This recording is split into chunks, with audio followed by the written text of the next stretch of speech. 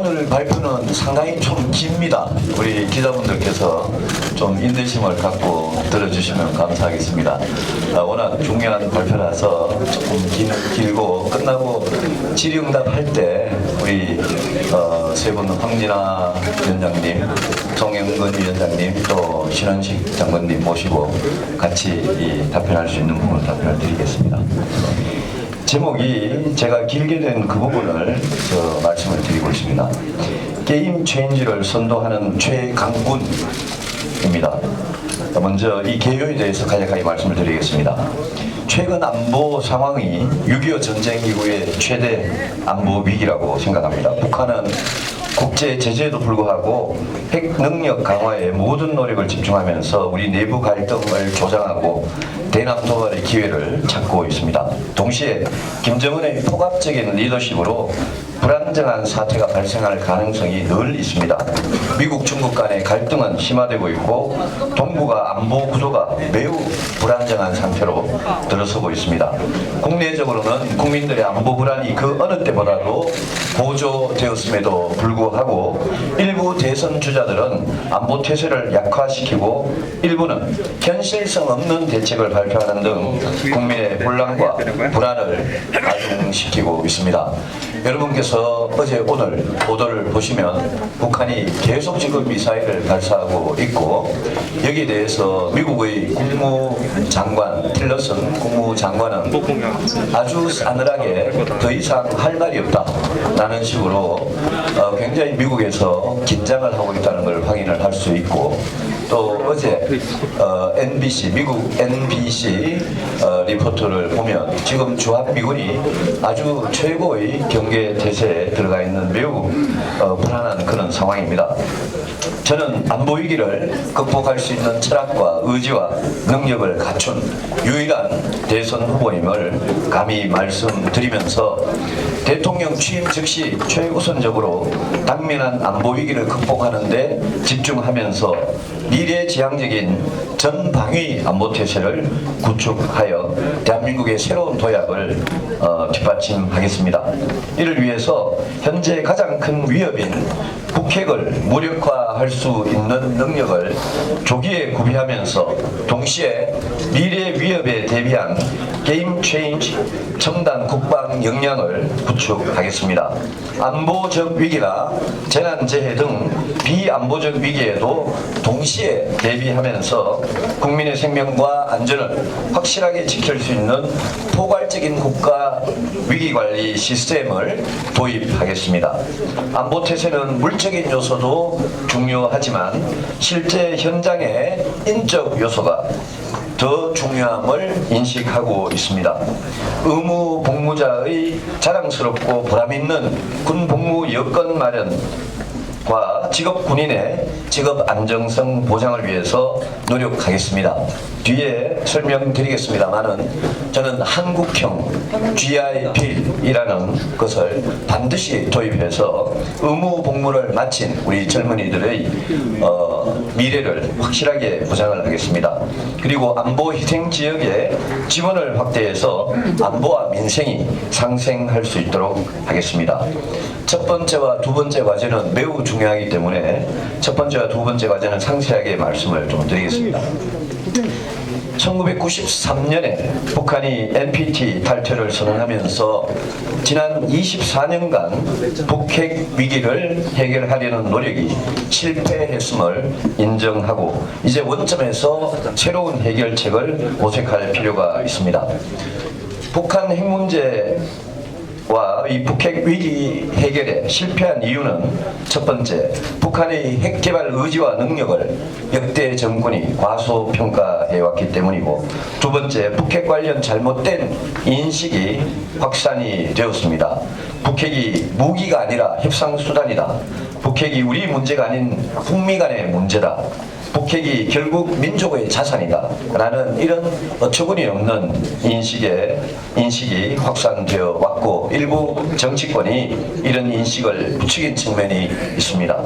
또 국제 제재의 실효성이 매우 미흡했는데 북한이 핵포기를 할 만큼 강력한 제재가 결여되어 있었고 특히 특히 중국이 매우 소극적이고 이중적인 태도를 보여왔기 때문입니다. 또 북핵에 대응하는 군사 능력 측면에서 역대 정부와 군의 노력도 부족했지만 정치 쟁점으로 비화해서 실질적인 그런 능력의 구축이 지연되어 왔습니다. 예컨대 노무현 정부 때 미국 미사일 디펜스 참여하는 문제, 중국 작업, 이런 잘못된 논리로 미국의 패트리어트 3 도입을 좌절시킨 것은 우리 한국형 미사일 방어망을 10수년간 지연시킨 결과를 초래했습니다. 최근에 주한미군의 사드 배치 관련해서 정치적 논란이 있는 것도 10수년 전에 미국의 MD 논란과 똑같은 논란이 재현이 되고 있습니다.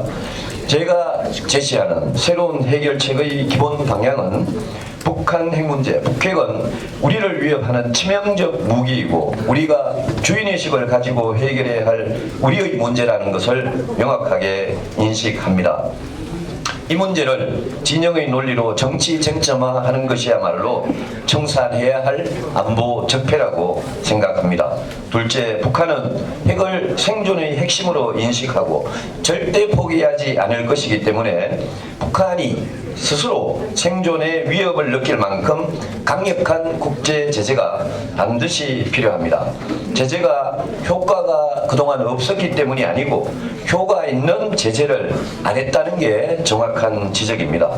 셋째, 현재의 북핵 대응 전력 증강 계획에 추가해서 아래의 세 가지 정책을 강력하게 추진하고 실질적인 북핵 대응 능력을 구비를 하겠습니다. 첫째,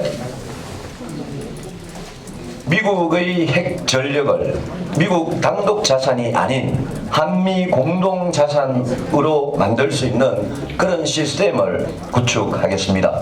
현재 미국의 확장 억제 공약에도 불구하고 핵 전력에 대해서는 정보 공유로부터 사용에 이르기까지 거의 대부분 미국이 단독으로 결정을 하고 있습니다. 저는 대통령 취임 즉시 정상회담과 국방 외교 2+2 회담을 통해서 현재 미국과 나토 간의 협력보다 훨씬 긴밀한 수준의 한미 공동자산화를 미국 측에 요구해서 반드시 관철시키겠습니다. 현재 미국은 터키, 벨기에, 네덜란드, 독일, 이탈리아 5개 국가의 공군기지에 항공기용 전술핵 약 150에서 200여 기를 배치를 하고 있습니다. 유사시에 해당국 항공기가 투하하도록 해당 국가와 협조 체제를 구축하고 있습니다. 제가 말씀드리는 한미 공동자산, 이 개념에는 한반도에서 운용될 미국의 핵전력에 대한 정보 공유, 유사시 전개 등을 포함한 공동의 의사결정, 핵전력 전개 시 공동지휘 통제 및 핵전력의 투발 시 나토의 경우처럼 한국 측의 자산을 사용하는 등 수단을 공유하는 것, 또 핵 관련 작전 계획의 공동 발전, 핵 관련 연합연습이나 훈련 시행 등이 모두 포함되어 있습니다. 둘째, 사드급 미사일 방어 무기를 추가로 도입하겠습니다.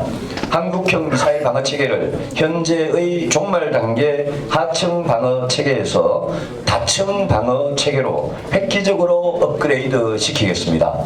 우리가 여기에서 가장 본받아야 될 나라는 이스라엘이라고 생각을 합니다. 우리 대한민국 군이 이스라엘 못지않게 다층 방어 체계로 북한의 핵미사일을 막고 국민의 생명을 지킬 수 있도록 하겠습니다.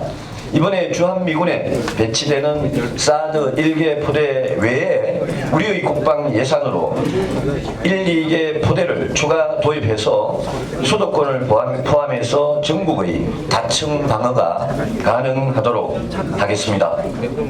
그리고 현재 우리 군이 추진하고 있는 MSEM, LSEM 전력화 사업을 현재 2020년대 중반에서 초반으로 앞당겨서 반드시 완료하도록 하겠습니다.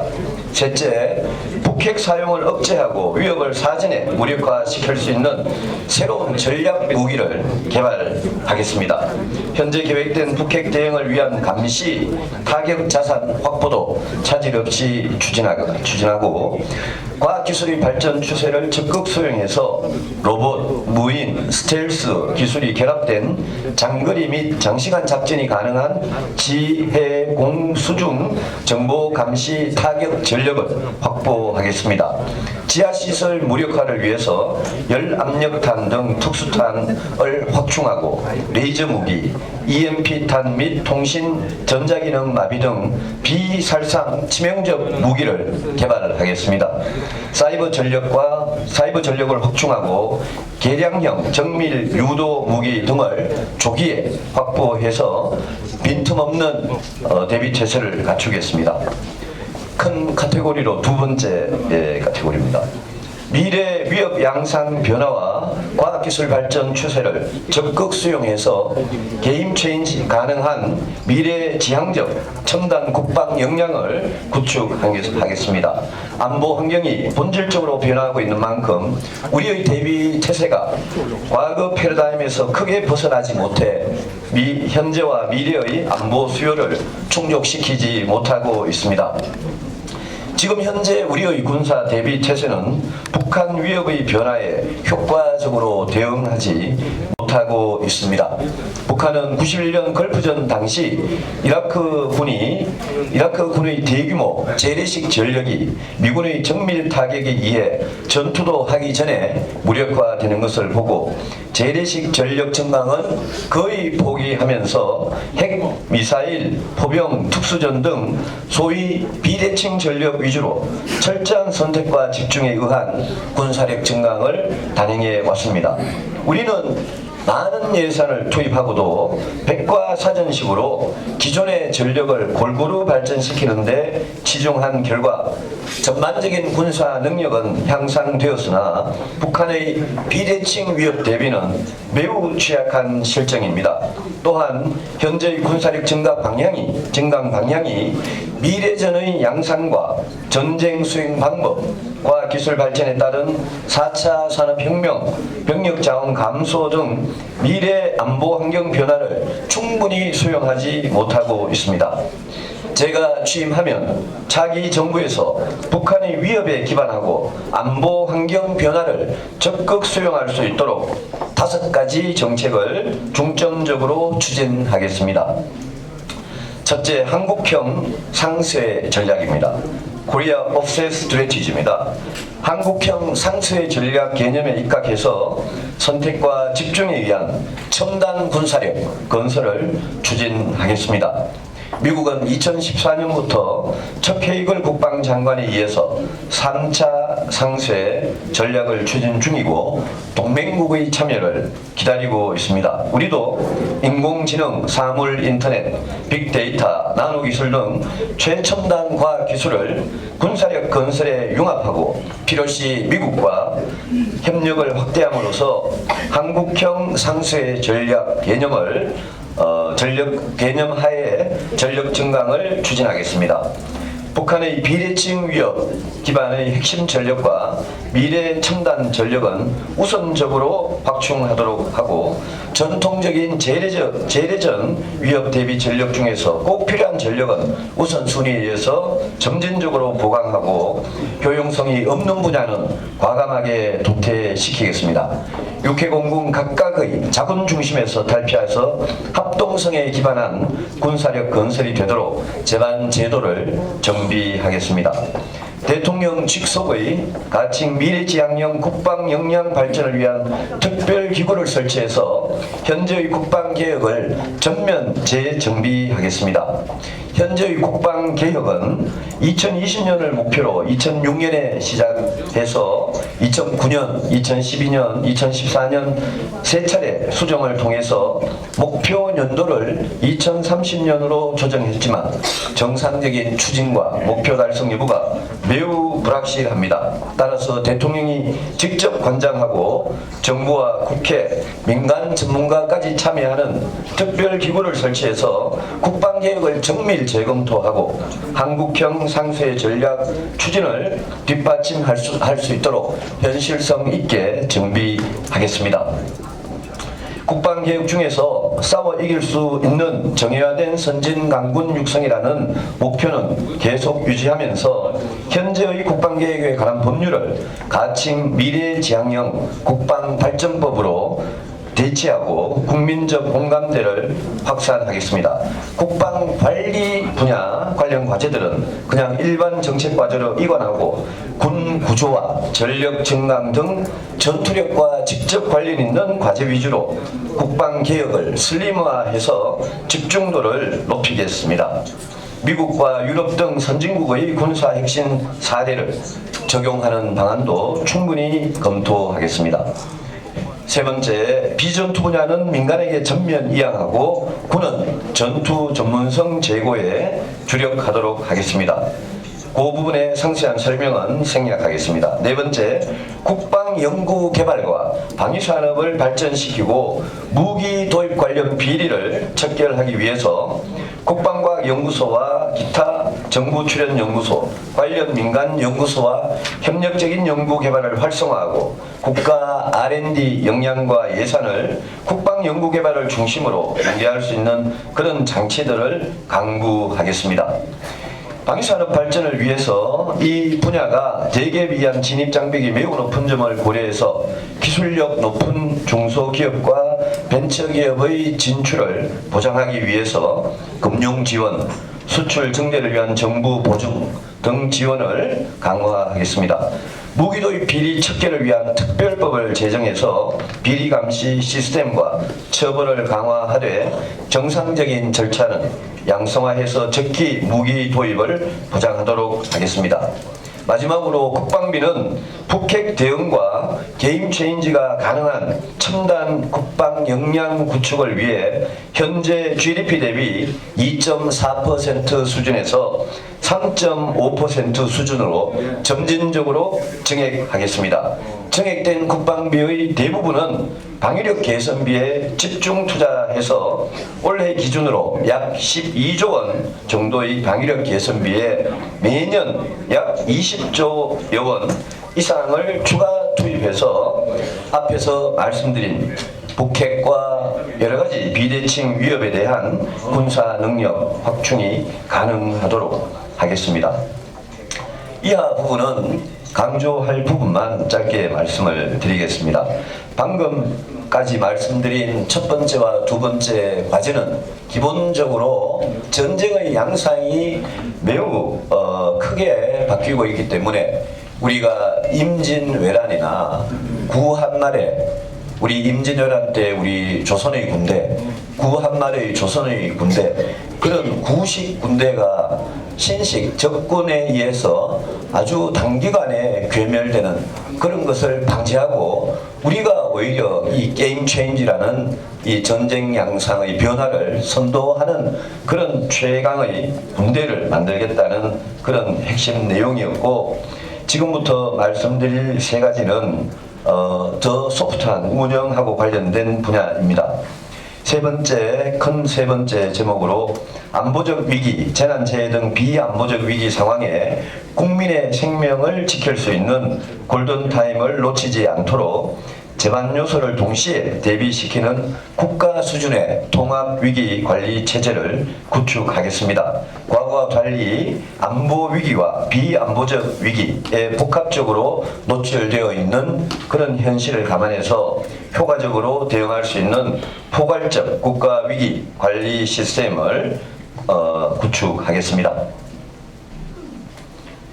그 다음 네 번째, 요것만 말씀드리겠습니다. 이 국가 통합적인 국가 위기 관리는 헌법이 부여한 대통령의 가장 큰 책무임을 인식해서 청와대가 컨트롤 타워가 되어서 정부와 지자체가 조기에 위기 대응을 효율적으로 수행할 수 있도록 관련 조직과 관련 법률, 관련 시스템을 전부 정비하고 현재의 을지 연습이나 화랑 훈련이나 민방위 훈련 등 각종 연습 훈련 기회를 최대한 활용해서 위기 관리에 대비한 실행력을 제고하겠습니다.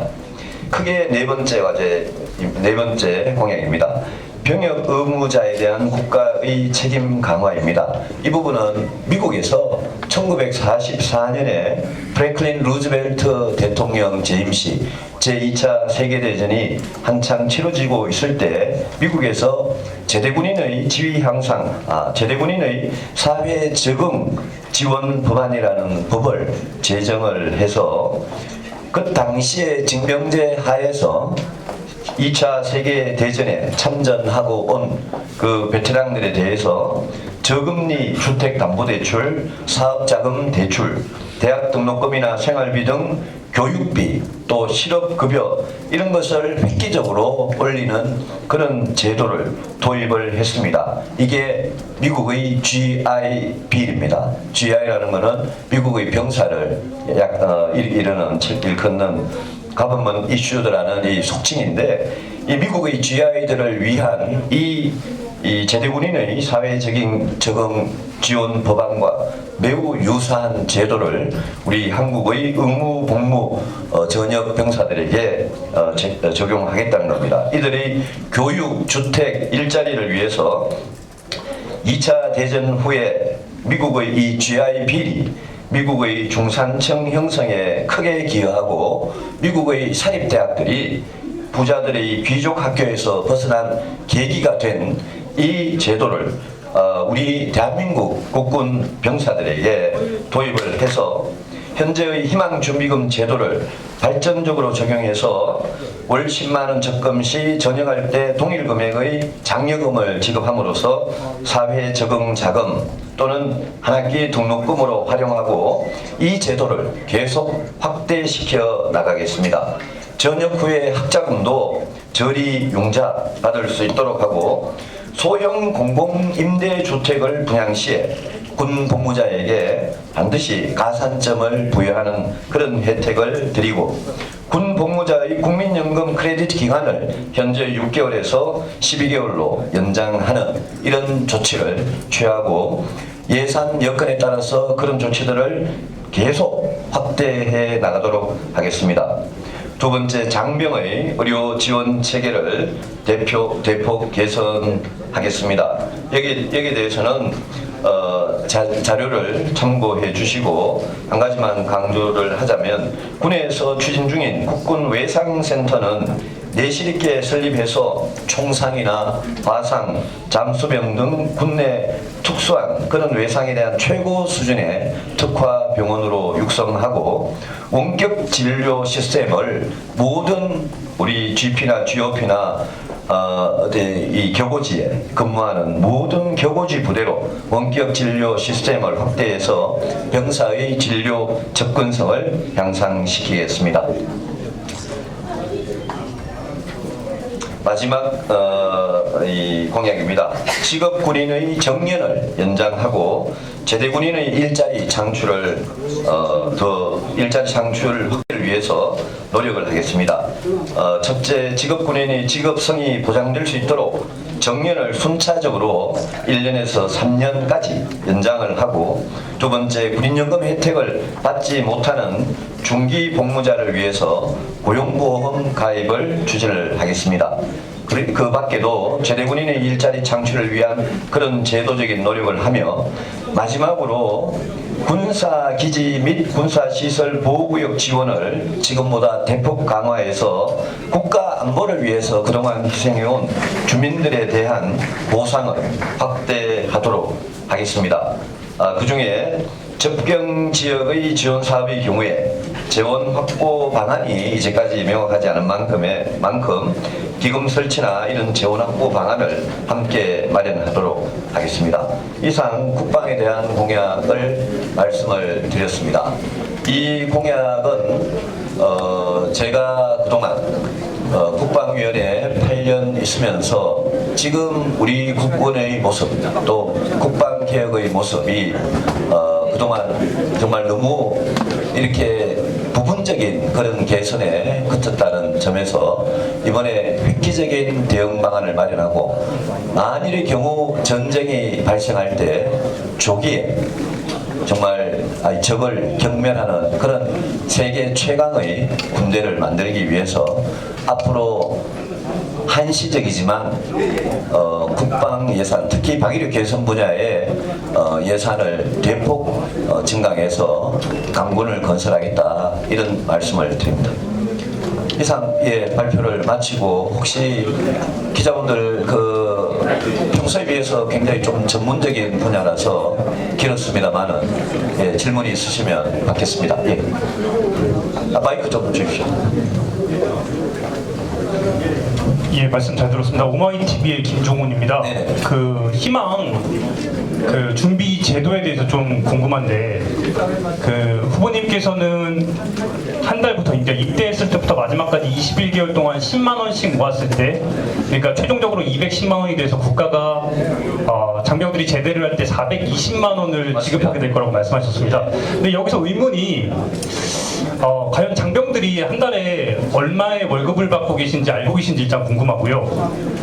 현재 대부분 그 20만 원 정도 받고 있는 상황 속에서 10만 원을 적금으로 붓게 되면 실제적으로 10만 원 가지고 생활을 하라는 건데, 아닙니다. 예. 그런 상황 속에서 이 적금이 현실적으로 가능한 건지 좀 궁금합니다. 그래서 이 희망 적금 제도는, 이거는 지금 현재 이제 월급 수준이 이제 2등병부터 병장까지 20만 원 내외에서 이렇게 있습니다만은, 사실 현실적으로 이제 이만큼 저축을 할 수 있느냐, 이 문제가 분명히 있습니다. 그래서 이 제도는 처음에 210만 원에서 420만 원 이렇게 처음에 이렇게 확대를 하고, 여기에 참여하는 병사들한테는 그런 혜택을 당연히 드리는 거고요. 이거를 확대를 나중에 이제 예산 여건에 따라서 해나가게 되면, 그러면 지금 사병 월급을 인상하는 속도가 지난 몇 년간 굉장히 빠르다는 건 아시죠? 그리고 모병제, 저는 모병제 찬성하지 않습니다만은, 모병제 주장은 안 하더라도 징병제 하에서도 우리 2등병부터 병장까지 사병의 월급을 큰 폭으로 올리고, 심지어는 최저임금 수준이 한 140~50만 원 되지 않습니까? 한 달.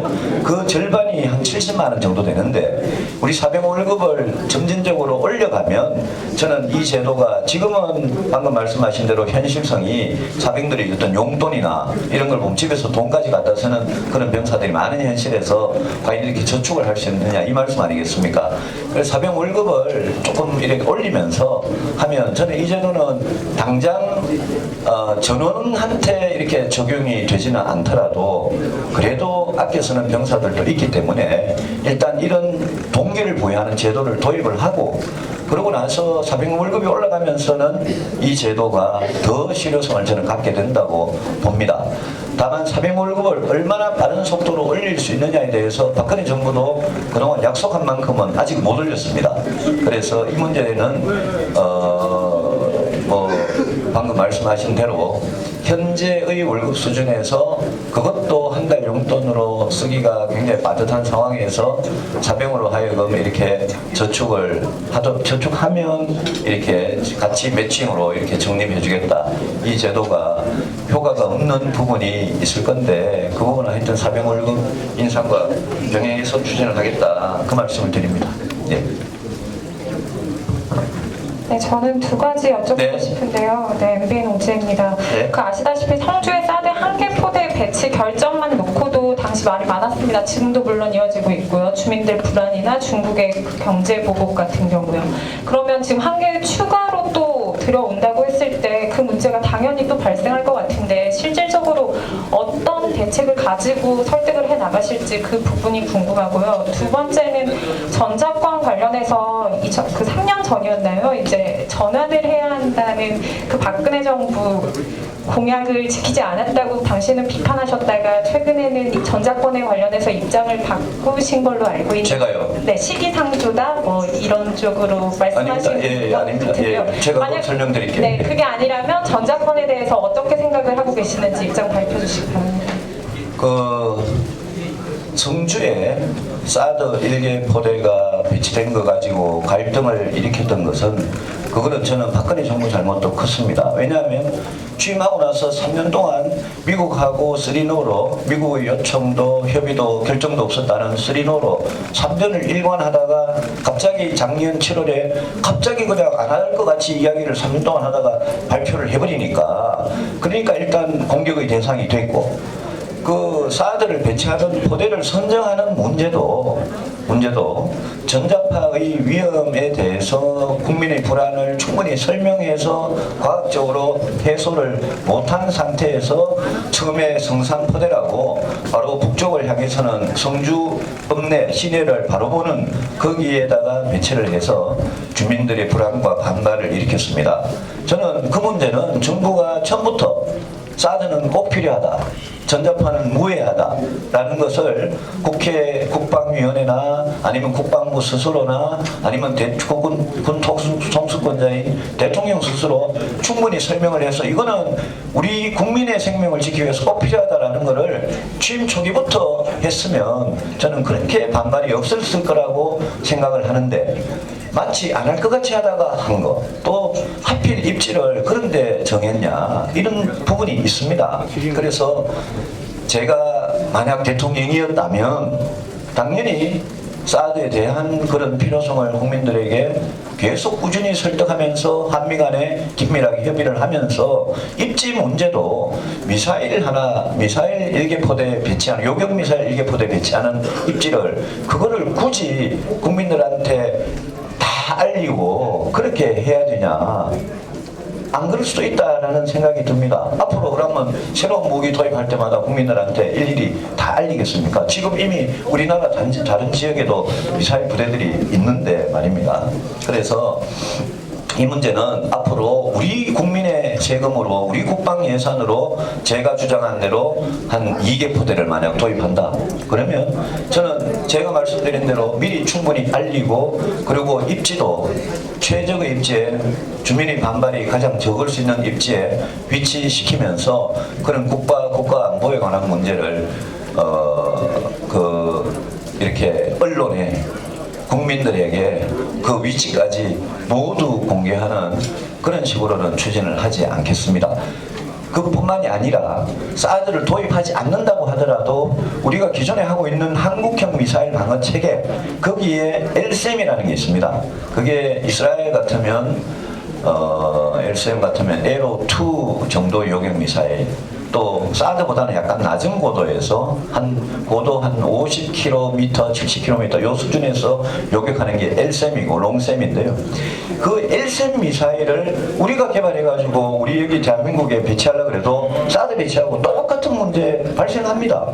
그래서 이거는 국민 지도자가 국민들을 상대로 기본적으로 이 무기가 우리한테 반드시 필요하다. 그래서 최소의 피해를 보장할 수 있는 그런 위치에 내가 하겠다. 그 대신에 믿어달라 그러고 그걸 반대하는 그런 세력들에 대해서 설득도 하고 끝까지 설득이 안 되면 그거는 밀어붙여야 될 일이라고 생각하지 이거를 마치 무슨 그런 미사일, 요격 미사일 그 위치 부지를 선정하는 것을 이번에 사드가 배치하는 식으로 그런 절차를 진행하는 것은 그건 처음부터 끝까지 굉장히 잘못됐다고 생각을 합니다.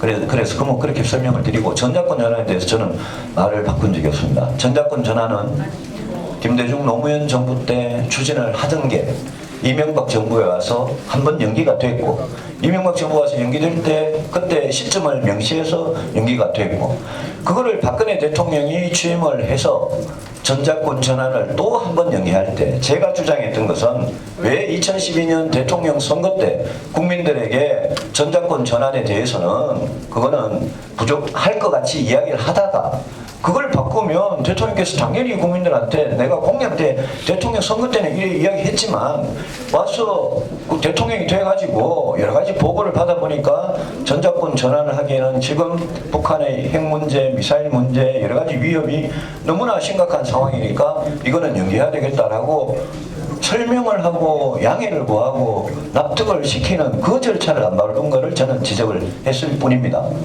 지금 현재의 전자권 전환은 조건에 기초한 전자권 전환을 하겠다 이렇게 한미 간에 합의가 되어 있고 그 조건에 기초한 전자권 전환이 뭐냐에 대해서는 시점을 정확하게 받지는 않으면서 제일 중요한 북한의 핵, 미사일 등 비대칭 위협이 어느 정도 해소된 다음에 전자권 전환을 하겠다는 게 한미 간의 공통적인 이해라고 저는 그렇게 이해를 하고 있습니다.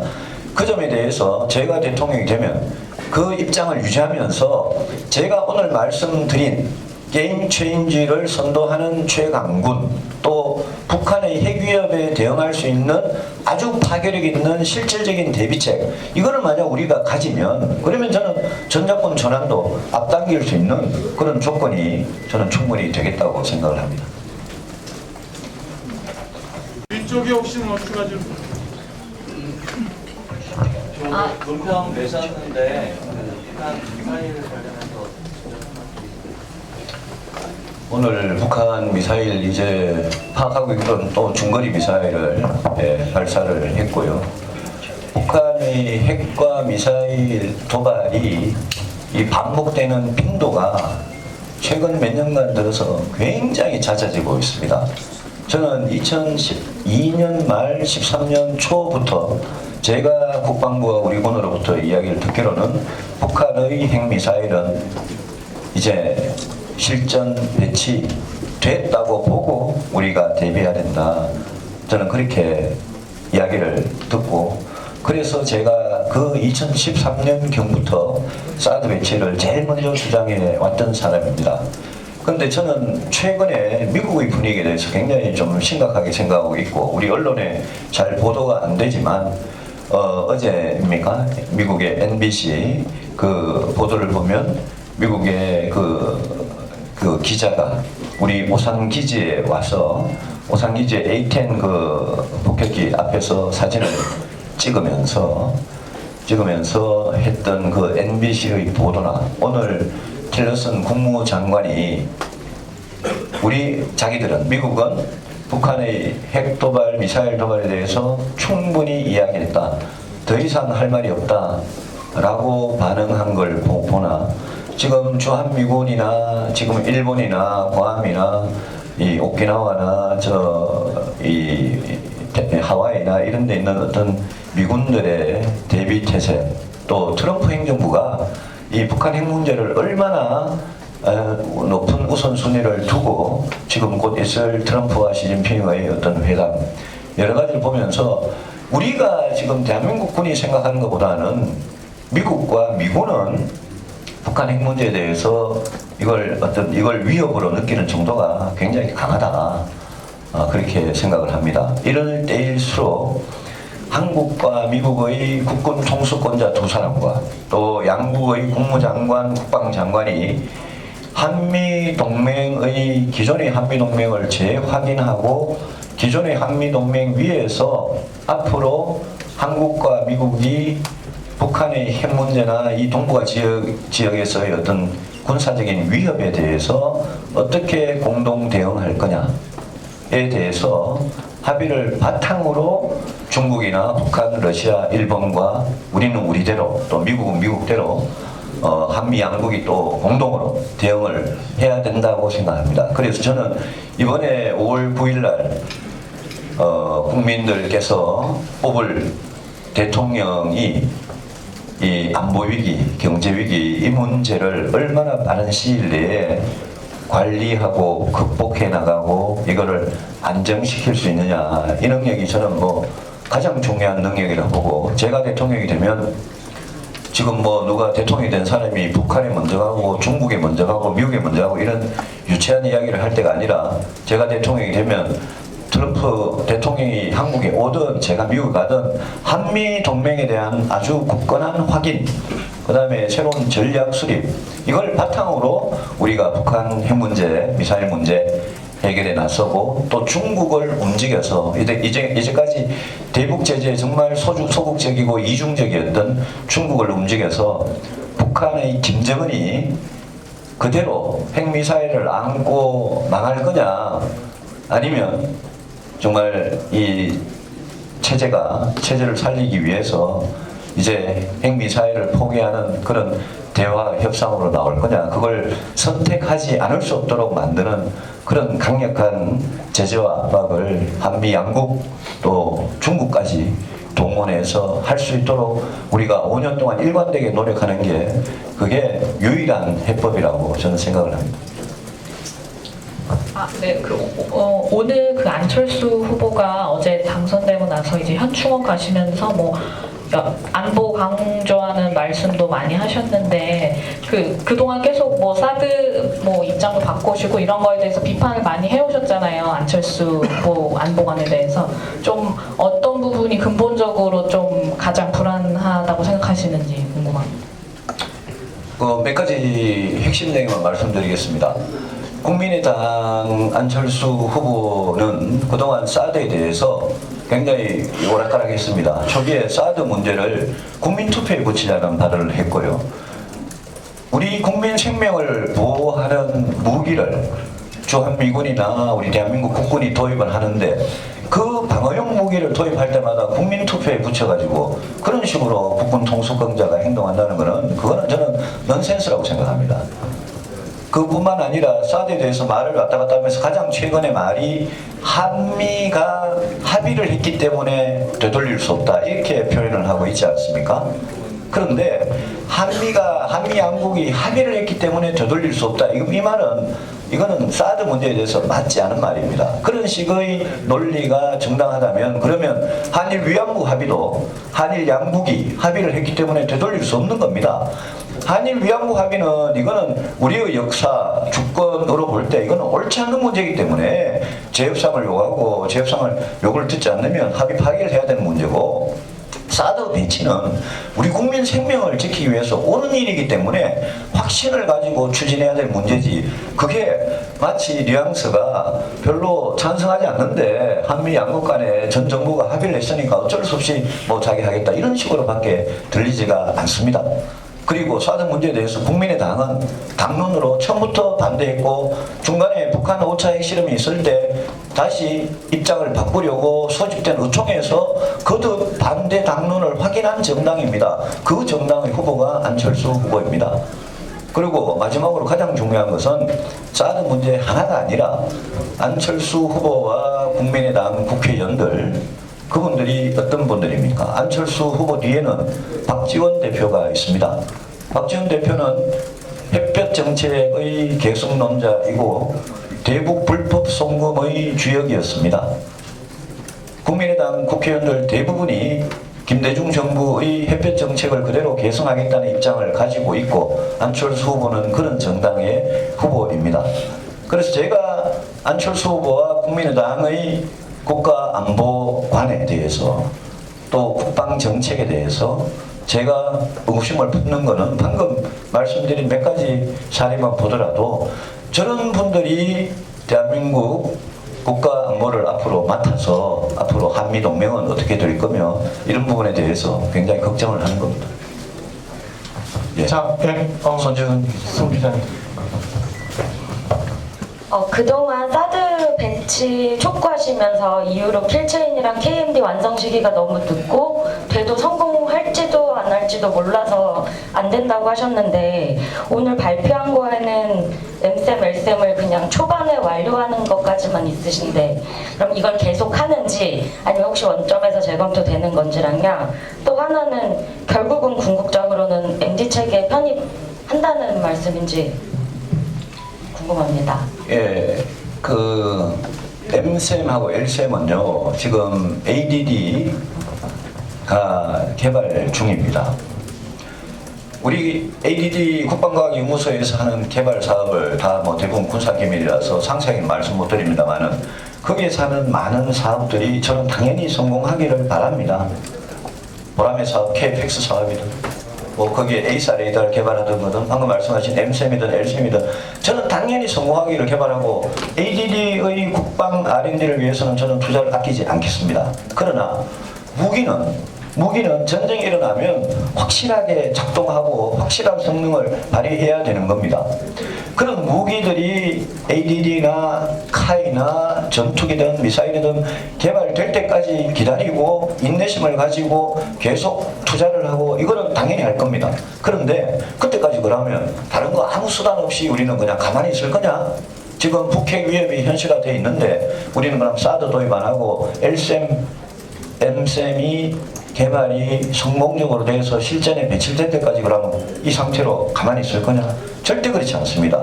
그 사이에는 우리는 기존에 갖고 있던 팩2에서 팩2 성능 개량도 하고 팩3도 도입을 이제 2018년부터 하고 주한미군에 이미 팩3가 와 있고 팩2, 팩3로는 15, 20km 고도밖에 안 되니까 다층 방어를 위해서 사드를 도입하자는 거고 주한미군의 사드는 1차 목표가 주한미군을 방어하기 위한 거니까 우리 국민들을 방어하기 위해서 1, 2개 포대의 사드를 우리 돈으로 하자는 거고 사드를 도입하더라도 앞으로 더 중층, 다층 방어를 하기 위해서 제가 아까 이스라엘 말씀을 잠시 드렸는데 이스라엘은 아이언돔, 아이언빔에 시작해서 에로2, 에로3 이렇게 돼 있고 최근에는 그게 데이비드 슬링, 예, 다윗의 돌팔매 데이비드 슬링 이런 그게 한 50, 우리 LSM에 해당하는 그 정도의 요격 미사일을 또 하고 이스라엘은 자기 하늘을 영공을 첩첩이 요격 미사일로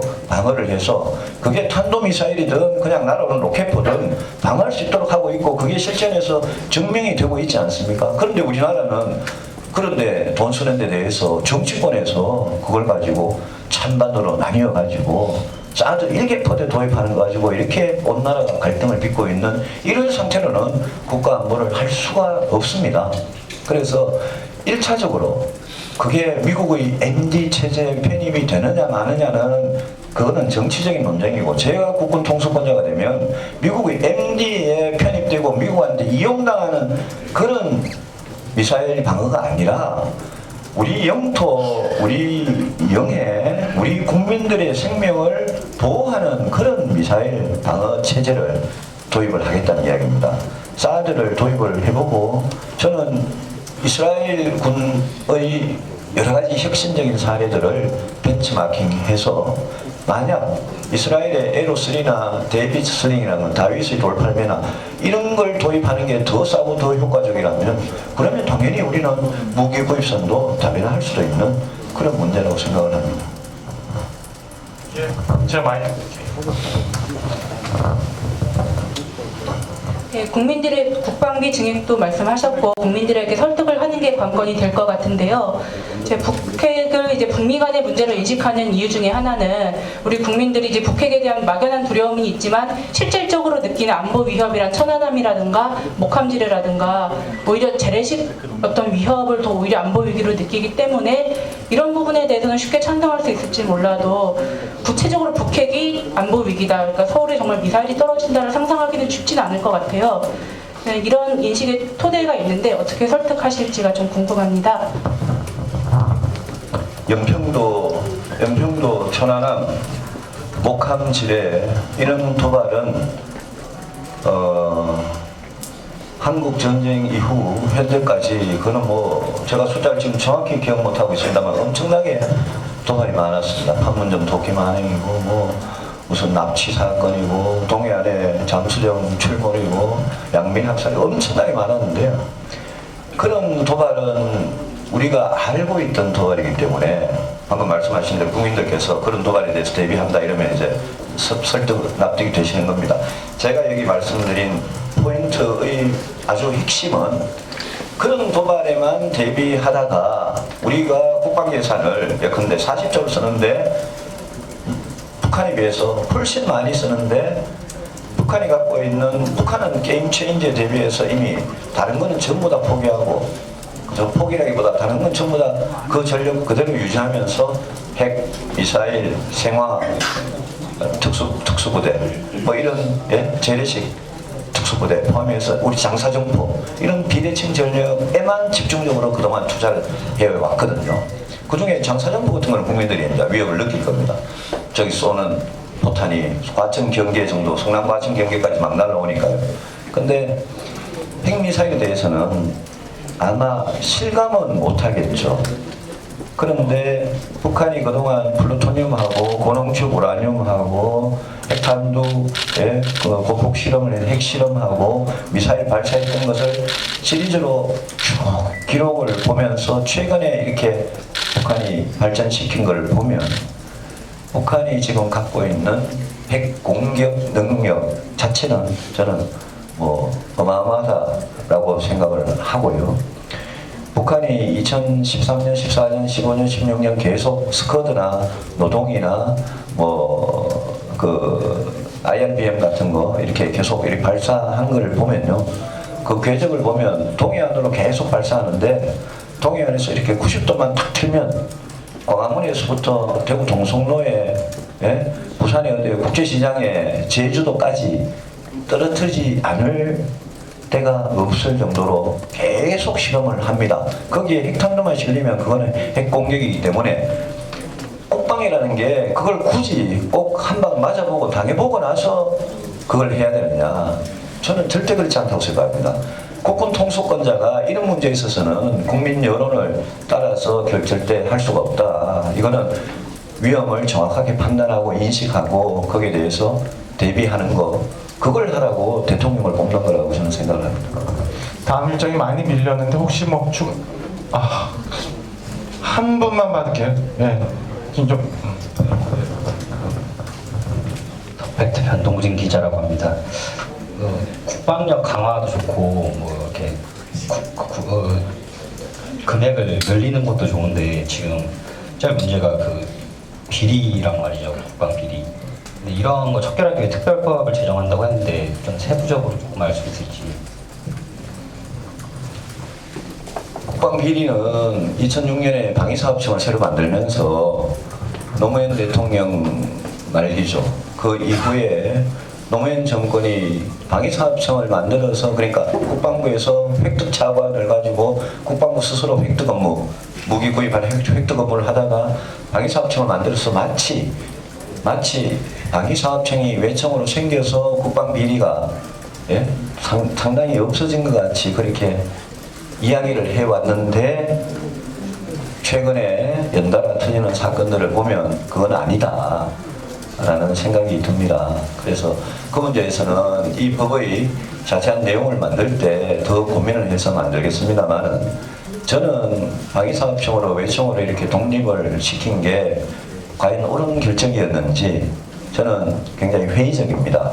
그래서 국방부같이 거대한 부처가 지금 차관이 하나밖에 없는데 오히려 이 차관을 둬서 방위력 개선과 관련된 분야는 이 차관이 전담을 하고 그죠? 그래서 이 방위력 개선에 관한 게 국방부 국군 통수권자인 대통령, 국방부 장관 그리고 이 차관 이 라인에서 확실하게 책임지고 이루어지도록 하면서 그러면서 이 비리 부분에 대해서는 이 아주 정말 뭐 그거는 육해 공군 해병대 뭐 다 마찬가지인데요. 그 부분에 대해서는 군 안에 이 비리를 없애는 거는 군뿐만이 아니고 다른 데도 마찬가지입니다만 일단 아주 이 끈끈한 무슨 정관 예우랄까요? 이런 부분도 있고 또 내부 고발자를 어떻게 보호를 해주느냐 이런 문제도 있는데 저는 다른 분야에서 공직사회의 어떤 부패나 비리를 없애는 그런 제도들을 군 안에 더 과감하게 도입할 필요가 있다 이런 생각을 기본적으로 갖고 있습니다.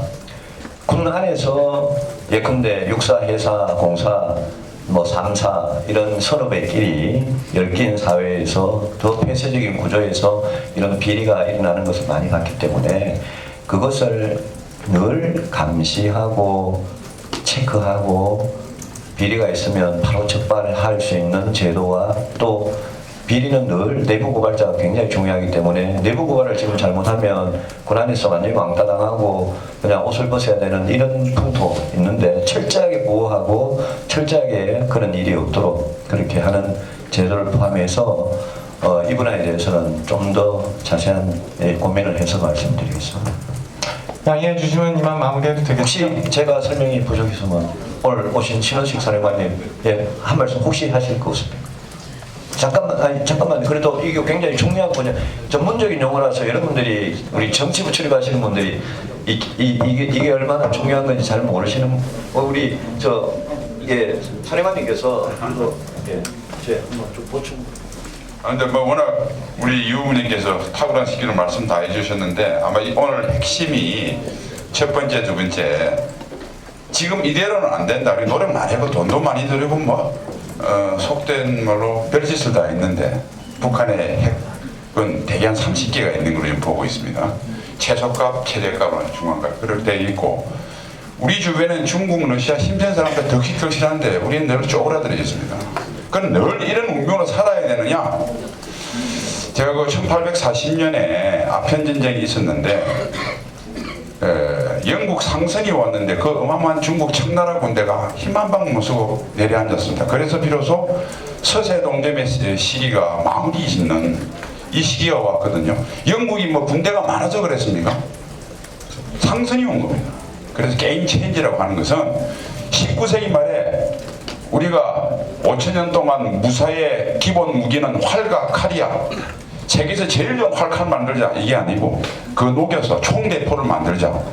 4차 산업혁명을 맞이해서 그게 게임 체인지고 그게 우리 유승민 후보님께서 국방위원회에 계시면서 저희들이 먼저 이야기하는데 저희들 군인들을 불러놓고 늘 교육시킨 내용입니다. 그래서 제가 기술적으로 유승민 후보님이 세계 최강의 군대 18세기, 19세기 영국 군대가 만드는 것을 한국이 만들어서 왜 중국을 겁을 못 줍니까? 그걸 만드는 철학을 제가 뒷받침하기 위해서 참여하게 됐습니다. 감사합니다. 마지막 말씀 하나만 드리면 우리는 모든 군사적인 위협에 대해서 북한을 주목을 하고 있는데 우리의 잠재적 위협에는 북한 이외의 국가들도 우리를 둘러싸고 있습니다. 그 나라들과의 어떤 잠재적인 있을 수도 있는 그런 군사적인 마찰에 대비하기 위해서도 오늘 우리 말씀을 드린 이 게임 체인지를 선도하는 최강군이 반드시 필요합니다. 제가 육군 병장 출신이지만 국방위 8년을 하면서 배웠던 것 중에 하나가 좀 어려운 말입니다만 거부적 방위력이란 말을 배웁니다. 상대방이 절대 우리를 넘나올 수 없도록 저 대한민국 거를 잘못 건드리면 큰 코 다친다라는 그런 생각을 늘 상대방이 갖고 있을 수 있도록 우리 평소 군을 아주 정예 최강군으로 만드는 게 꼭 중요하다 이런 말씀을 드리고 제가 대통령이 되면 국가 안보 특히 국방 이거만큼은 확실하게 지키는 그런 대통령이 되겠습니다. 오늘 감사합니다. 고맙습니다.